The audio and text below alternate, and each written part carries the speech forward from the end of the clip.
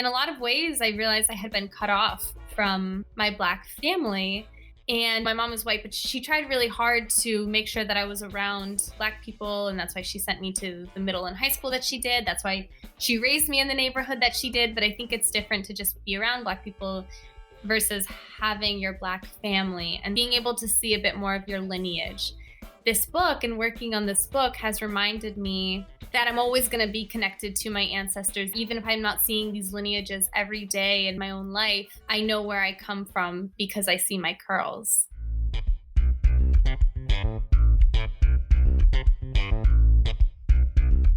Hi, everybody. Welcome to Start Right Here. We are the podcast that puts the spotlight on the career paths of BIPOC beauty professionals, entrepreneurs, and creatives, as well as issues related to beauty and inclusion impacting us in the industry, as well as impacting consumers. I'm your host, Corinne Corbett, and I hope that conversations on this show help fuel your path to success. Hi, everybody. Today we're going to talk about beauty and identity and how it's expressed through one's hair.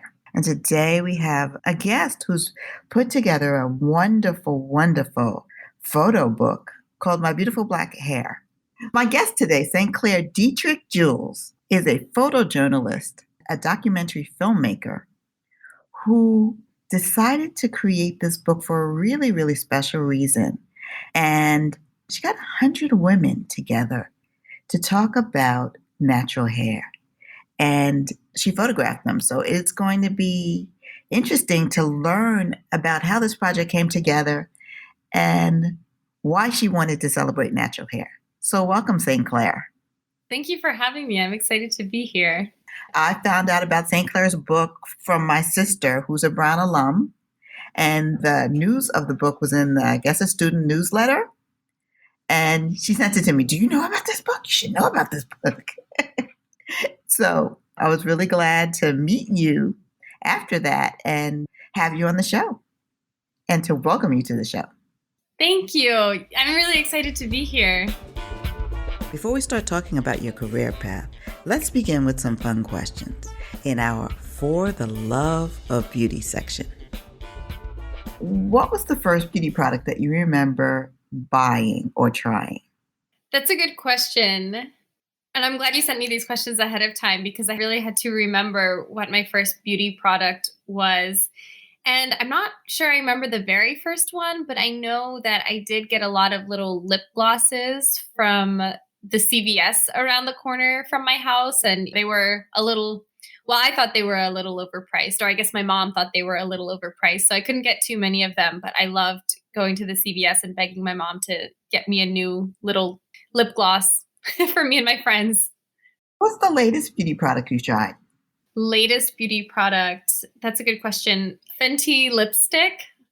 My friend recently, we went out and we were out all day long and we came home at the end of the day and her lipstick was still perfect. And we said, what lipstick is that? And she said, oh, it's Fenty. And so after that, now we have I think 5 different colors. Yeah, that makes sense. You got to find what works. And it's lovely that Rihanna had success with the line. That she's hit a nerve and she's listened to her consumers and she knows what the problems are and she's solving them. Yeah, she definitely is. What's the beauty advice you live by or leave alone? It's important for us to all embrace our natural beauty. I think that's really at the core of my sort of belief system when it comes to beauty. And I love accessories and I think it's so fun to play around with makeup, play around with different hairstyles, but always doing so with a reverence for our natural beauty and understanding that if we do play around with makeup and things like that, it's not to get away from the skin we were born with, the hair we were born with. I think that's essential. So you like enhancement as opposed to trying to cover it up. Yeah, exactly. Enhancing the beauty that you already have. Mm-hmm. I love that. And that does dovetail with the project that you've worked on. So I'm going to ask this, and I mean beauty and photography and photojournalism. Was it a destination or a detour? It definitely felt like a detour in the beginning. So when I graduated from college, I wasn't totally sure what I wanted to do. And I graduated I was what we call a point fiver. So I graduated in December. And so I wasn't surrounded by people talking about the jobs that they were going to start right after graduation, which I think was nice because it gave me a little bit of flexibility to really think about what I wanted for myself. And I found out that my little sister Khloe was struggling to embrace her natural hair. She was only 4 years old at the time. And so really it was because of her that I decided to get into photojournalism specifically for my project about natural hair. But it wasn't like growing up. That was something I wanted to do. Well, what was it that you were thinking that you might do? What did you major in? I mean, I know Brown is a little liberal artsy, kind of find yourself school, but what were your thoughts when you were there and before you went? Before I went, my summer before my senior year of high school, I did the summer program for minorities at MIT. And then after my senior year, right after I graduated high school, I did an internship at the NIH. And so I definitely felt like I was going the STEM route. But then, I mean, like you said, Brown is very liberal artsy. And I think the humanities classes there are so fascinating that I was just sort of drawn in. I got really into social justice. I majored in French and Francophone studies, and I actually really enjoyed that. You know, in particular, the classes that focused on Francophone Africa and Francophone Caribbean. I think that there definitely is a social justice component in there as well. So that's what I studied. I decided on French and Francophone studies just because I liked the classes.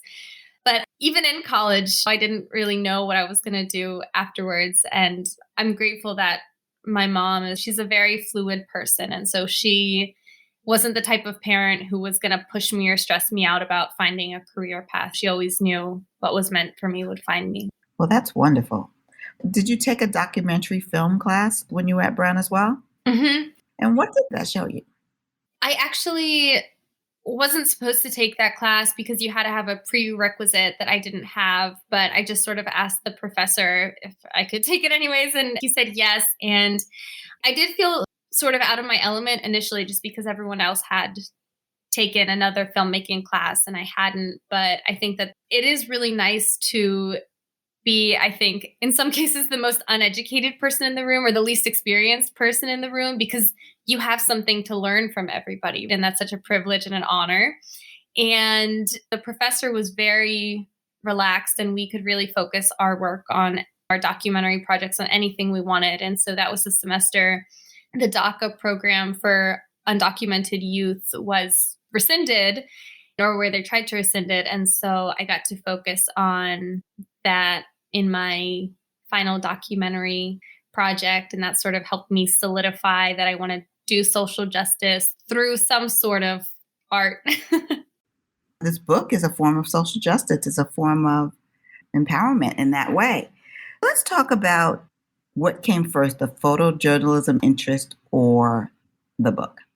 I would say the idea for my book came first, and it came when I found out my sister was struggling to love her natural hair, and she lives in a place where there aren't too many people of color, including Black people. And so I wanted her to see that there was a whole community of Black women who are embracing their natural hair and who look just like her. You know, I wanted her to see herself represented. And I thought that a book, something physical for her to hold and feel the beauty of these women, I thought that that would be really nice for her. So I decided I wanted to do a book.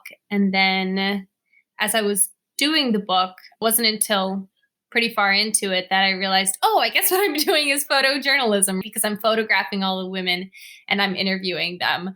So I think the idea for the book came first. And then I realized that I really liked photojournalism and want to continue. How long was this process, the book journey? How long was the journey from the idea to publishing it, which came out September of last year, correct? Mm-hmm.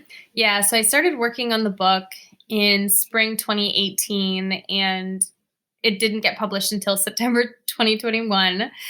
So it was a long journey. And I'm sort of glad I didn't know how long it would take when I first started the book, because I think I would have been a little discouraged. It's like that whole ignorance is bliss thing. But When I started working on the book, I started just asking my friends who are Black women, hey, I'm doing this project. Can I interview you and photograph you for it? And then I really liked that. And I loved interviewing people and I love the photography component. And so I decided, I want to expand this project and I want to maybe get up to 100 women. And so I reached out to friends of friends. My mom is a professor, so she recruited her students for the project. There's a large natural hair community on social media. So I reached out to people who I didn't know. And it was actually really beautiful that so many people came together to help me with this. Where were the people located? Were they in specific areas or did you travel around the country? Because this was pre-COVID. Yeah, pre-COVID, which was nice. So a lot of the people were in DC, in the DMV area, in New York, in New England. I did go to the West Coast, but the vast majority of people were over here on the East Coast. And I tried to consolidate. So, for example, when I went to New York, I think I interviewed maybe 30 people in the span of a few days. Wow. Okay. And did you interview them before you decided who you were going to put in the book? Or did you put everybody in the book that you interviewed?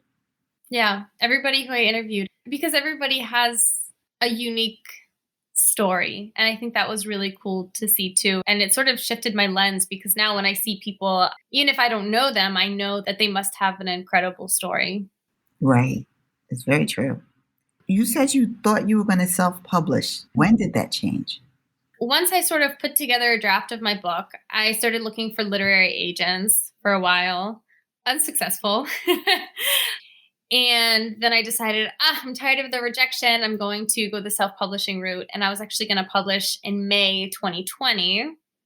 But then the pandemic hit and I realized it was much harder than I thought it would be. I didn't know how to get my book in bookstores.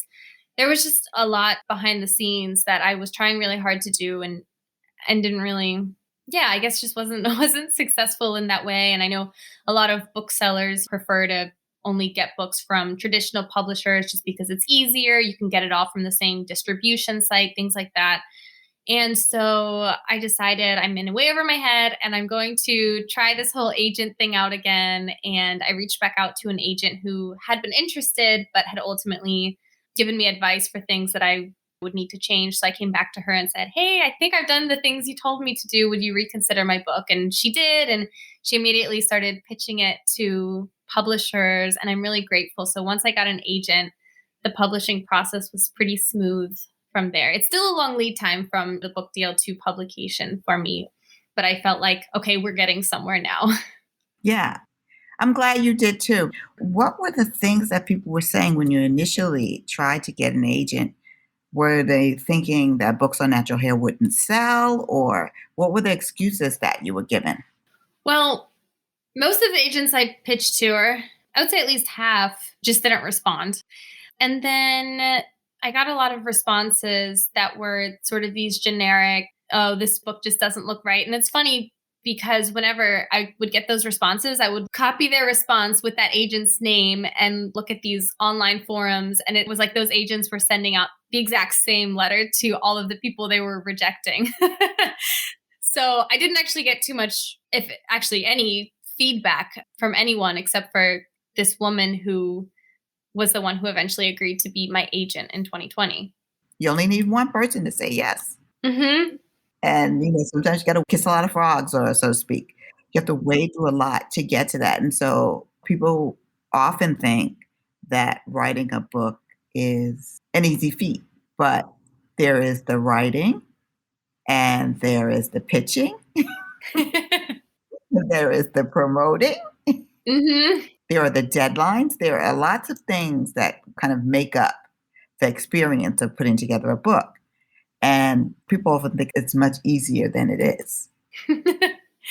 Yeah, I mean, and like you said, with the promotion, that authors are also expected to do a lot of their own promotion with support from the publishing house. But there's a lot of work leading up to the publication, after the publication. So, yeah. When you realized you wanted to create this book project, how did it relate to your own history with your hair? When I first heard that my sister was having issues with her hair, and she goes to a majority white school, it sort of brought me back to my own experiences. Even though my sister lives in France, I grew up in DC, but still I had a similar experience of going to a majority white elementary school. And I wasn't bullied the way that my sister is bullied, but from a very young age, I just felt so different. And I almost resented my Blackness because I felt like it was something that sort of stood in the way of me fitting in. Then, that changed when I got to middle school and high school, and I went to a majority Black and brown middle high school here in DC. And I did start embracing my Blackness a little more, but it wasn't until I got to college that I really embraced my natural hair. And then it wasn't until I created this book that I really saw the connection between my natural hair, my curls, and my ancestors. And that's a really big piece of it for me because my dad is from the Caribbean. Which island? St. Bart's. Okay. Yeah, so French West Indies. And he lives in France now, but when I was growing up, he was in the US, but he was my only Black family member in the US. Everyone else was either in the Caribbean or in Europe or in Canada. And so in a lot of ways, I realized I had been cut off from my Black family. And my mom was white, but she tried really hard to make sure that I was around Black people. And that's why she sent me to the middle and high school that she did. That's why she raised me in the neighborhood that she did. But I think it's different to just be around Black people versus having your Black family and being able to see a bit more of your lineage.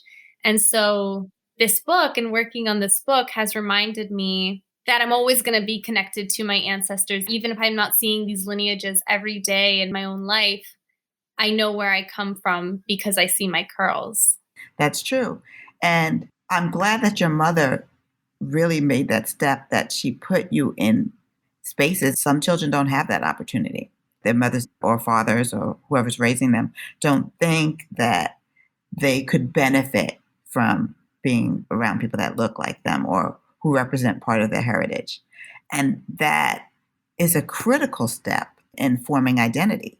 And I think that we all go through phases where we try to figure out who we are. But when you have examples around you, you can say, oh, I want to be like her. Or I don't want to be like her.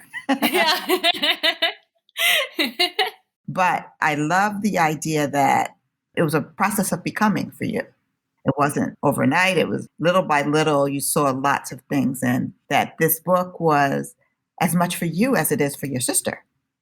Yeah, which I didn't realize was going to be the case when I started. Yeah, that's a wonderful thing. I love that you took the time to put something about history in the book. Why was that important?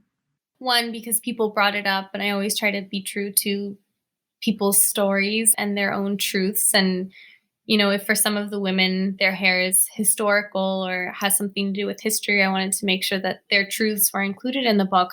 But it also really did resonate with me because obviously, as Black people, our history goes back so far. Even if we've been cut off from it, it's there. And through all these years, through the years of colonization, white supremacy, all of it, our natural hair is still here. Like all of these centuries can't take away our roots. And so I think for me, it resonated because of that. And then even looking at the history within the last 100 years and looking at one of the women in the book brought up the civil rights movement. She sort of associated being natural with her political views of justice for everybody. She said she went to college, I believe in the 60s, and she said that to stop straightening one's hair was an act of liberation. And so I think it's really interesting to see the natural hair movement, see how it's shifted over time. I think now there's sort of a wider range in the Black community of people who are going natural from all different sides of the political spectrum and all of that. Yes. Yeah, which is really nice to see the movement expanding. But I thought that it was interesting that there was a point in time where our hair was tied to certain political views and ideas of liberation. Right. It's very true. One of the things I love about the book is that you cover the diaspora. In talking about textured hair, you're saying it's a Black experience, but it's also a Dominican experience. It's a multiracial experience. It's about textured hair as much as it is about Blackness. Why did you think that was important to make that point? I think that there often is division, and it's not always hostile division, but I think oftentimes as Black people, we see ourselves, oh, you're African American, or you're Afro Mexican, or you're Afro Dominican, or you're African, and we sort of separate ourselves. But I do think it's really important to see ourselves as one people. We're still one diaspora, one people, and a lot of us are multiracial, mixed with other things, sometimes as the result of colonization, sometimes just interracial marriages. But I do think it's important for us to all recognize these common experiences among all Black people. And also it was interesting for me too, because I've lived in the US almost my whole life. And so I have a very American perspective. But it was interesting, for example, talking to Afro-Dominicans and learning about what sentiments towards natural hair are like in the Dominican Republic. Let's talk about the way that you decided to structure the book. It's in several sections. And I love that you had sections like white spaces, mothers and daughters, and liberation. We talked a little bit about liberation. Tell me why it was important to include white spaces and mothers and daughters, for example. A lot of people in the book had experiences in white spaces, whether it was in the workplace or at school or sometimes even among family members. And so I think that can be such an alienating experience, even thinking for me personally, when I was in elementary school at this majority white elementary school, and just feeling very alone and very different. And then there are some people in my book who talk about being in white spaces and just facing sort of outright discrimination, being told by the head of school, you have to go home because you can't wear your hair curly, or being told by your boss, you have to do your hair in a different style. You can't just let it be natural. And I think that it's important for us as Black women as a whole to validate each other's stories, to affirm each other's stories, and to let other Black women know, if you've gone through a similar experience, you're not alone. Right. So giving a sense of community to the readers. Mm-hmm. Oh, I just remembered you had also said, okay, you had said mothers and daughters too, right? Yes, I did. Okay, I realized I didn't answer that part. But a lot of the women who I interviewed had very sort of vivid memories and experiences in terms of their natural hair and their relationships with their mothers, ranging from one woman whose mom went natural to teach her daughter how to love her natural hair, to a mom who forcibly placed relaxer on her daughter's scalp. And there's just this huge range of experiences. And I think it's important as we heal as a community to look at these sorts of relationships, specifically when it comes to hair, mothers and daughters. I think it's important for us to look at these experiences and see how we can heal from them, how we can grow from them, what we can learn from them, the instances where the mother's love was just so unconditional and were really pushing their daughters to love their natural hair. How can we learn from those mothers? Things like that. So that's why I wanted to include that section in the book. Do you have any favorite photos? Favorite photos. One photo that I really like is of a woman named Adam right in front of the African American History Museum here in DC. I love her pose in the photo. She's standing very tall and she just looks very powerful, not in a sort of superior way, but just in the sense of I'm here and this is who I am unapologetically. And I took the photo from below. So outside of the museum, there's sort of like a small ledge. And so she was standing on that and I was standing from below. And so there's this sense, I think, of added power. And then, of course, in the background, this piece of history that's so essential, I think, for Black people in America. Yeah, that is very powerful. One of the elements of the book that I thought was amazing was that you added the letters to Khloe, that the women wrote notes to Khloe to lift her up. Tell me the genesis of that. My original idea for the book was sort of a giant love letter to my sister, Khloe. She was my inspiration for the book. And when I first started the book, I didn't realize that I was going to publish it. When I very first started it, I thought it was just going to be a little small booklet or pamphlet for my sister, Khloe. And so one of the first questions that I asked in these initial interviews was, what would you say to my sister, Khloe? What advice do you have for her? What would you say to her to make her feel good about her hair?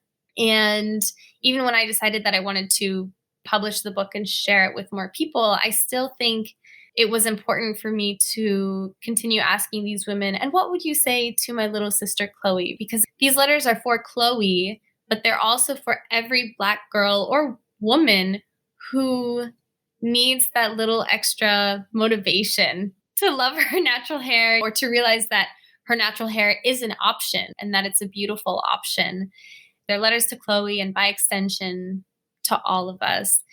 And I thought that the words that people spoke to Khloe, even without knowing her, even with just seeing her picture, I was just really blown away by the amount of love that these Black women were giving to my sister. And I think that's also a testament to just how loving Black women are in general. Yes. Now, how old is Khloe now? She's 8 years old now. When the book came out, what did she think? She was really excited. So I actually showed her the final copy of the book this past summer when I saw her. We went to my dad's island. We went to St. Bart's and met up there. And she was super, super excited. She started going through the book. She was looking at the different hairstyles because some of the women have twists, some of them have cornrows, puffs, things like that. And she went through and she was deciding what hairstyles she wanted to try. She was really excited that all the women in the book knew who she was. And then one of the coolest parts was that my sister told me that she wanted me to interview her about her natural hair. And so she took my phone and she put it in front of me and she said, okay, ask me why I love my natural hair. And so it was like, here's this community that's teaching my sister to love her hair. And now my sister has actually become one of these women. And now she wants to share her hair experience and help inspire others. So sort of this going full circle. And I was really happy and really proud of my sister. That's amazing. So what did she say? It wasn't too analytical. So I said, why do you love your hair? And she said, because it's beautiful. I'm sure she'll have more thoughts as she gets older. Did she take it to school for show and tell? I mean, she's too old for show and tell, but did she take it to school to show people? She did, yeah. Because when I was going to self-publish, I had printed a ton of copies. And so before the summer, I guess last year, I sent my family in France like a pack of maybe a dozen copies. And I saw the little video. It was so cute. And I actually have 3 siblings. And so they were all like, oh my gosh, we're going to take this to school and we're going to show our classmates. I thought that was really nice. And my sister said at one point, do all of these women know me? You know, she just felt very special and loved, which is nice. I love that. What do you hope the lasting legacy is of My Beautiful Black Hair? I want the legacy of this book to be joy, courage, and power. So I want everyone who reads this book, especially Black women, but people of all demographics, I want people to come away from this book with a stronger sense of self-love and the knowledge that they are powerful human beings who can be their authentic selves and know that their authentic selves are worthy of all the love in the world. Yes, I love that. You released this book during the pandemic. Were you able to go to bookstores or to go to gatherings and to meet and talk with women? Yeah, the book was published in September 2021, and the pandemic has never ended. But I think there was sort of a little lull in the pandemic. People were doing more things in person. And so most of the events I did, I would say they were virtual, but I did a couple in-person events. And that was really nice because I think there's something special about being in a physical space where self-love is just sort of amplified. So that was nice that we got to have a couple of those. Oh, that's great. Your mother was very intentional in terms of making sure that you were in the right environment. Did you find that there were mothers of transracial adoption or biracial families who have sought out the book also? I actually just heard a story. I don't know if you've heard of the Black Hair Experience. It's this sort of, I think they call it a selfie museum. And they have a couple locations, and one is right here in the DMV. And one of the women in the book actually works at that museum. And when I was there over the summer, I like snuck in a copy of my book and I just put it on the desk as a prop and they just left it there. And so my friend who works there said that recently there was this man, the Swedish man, who has a daughter who's Black with curly hair, and she's having trouble learning to love her hair. And so he took a copy, or my friend gave him the copy of the book to give to his daughter. So that was nice. And I hope that it can be a resource for non-Black parents of Black children. Yeah, I think that we can't underestimate how this could be a learning tool and a tool of empowerment for everyone. So I think that is great. Thank you. What do you want to do next? Are you staying in the hair space? Are you staying in the photojournalism space? Like, do you know? Who knows? I do want to stay in this photojournalism space, and I want to continue highlighting, I would say, marginalized communities or communities who often don't get to share their voices as much. I want to make sure that we're always creating spaces for ourselves. And so this next project that I'm working on actually is featuring the immigrant community, because I'm the daughter of an immigrant. And I do have something else in the works that potentially is a continuation of this book about Black hair. So definitely sort of staying in this social justice / self-love realm through books. And maybe I'll go back to documentary filmmaking. We'll see. Finally, in this last section of the podcast, I want to leave our listeners with some concrete steps on where to begin. So let's go into our starting 5 that takeaway tips from our guests. For our last few questions, or this is the last question, but it's multi-part, we talked about how powerful images can be. For people who are listening who may not be photojournalists or documentarians, but can use storytelling or want to tell stories visually, what are 5 tips you could give them to make better images? One tip I would say, if you're using a camera and you can sort of determine your own focal point, I always go for the eyes. So I always make sure that the eyes are in focus because, like they say, the eyes tell our stories. So I think that's probably my number one tip. I love candid shots. And so oftentimes when I'm taking pictures of people, I try to keep them talking because I find that the pictures look authentic that way. So I'll just continue my conversation with them and snap away as they're talking and sort of moving and making gestures. Another tip that I have in terms of background, and this is just something that I do whenever I'm driving around DC, for example, I'm always sort of looking for cool places, for cool backdrops for my photos. So it could be like a mural, it could be a beautiful cherry blossom tree, whatever it is. I'm always trying to find beautiful backgrounds, I think, to match the subjects. Another thing I would say for group photos, for taking photos of a few people at a time, and this sort of goes back to keeping people in conversation, but I really like getting people to talk to one another and just sort of be natural. And there's a photo in my book of these 2 women, and everyone thinks that they were best friends or sisters or knew each other. And I'm like, no, they just met 5 minutes ago, but they just started talking and I started snapping. So that's another thing that I would say. And then last tip number 5, I would say just make sure that people feel safe and make sure that people feel like their stories and their bodies are being sort of respected and affirmed, so that people feel more powerful. So those are my tips. Let's tell the audience how they can get one of your books. Where are your books being sold?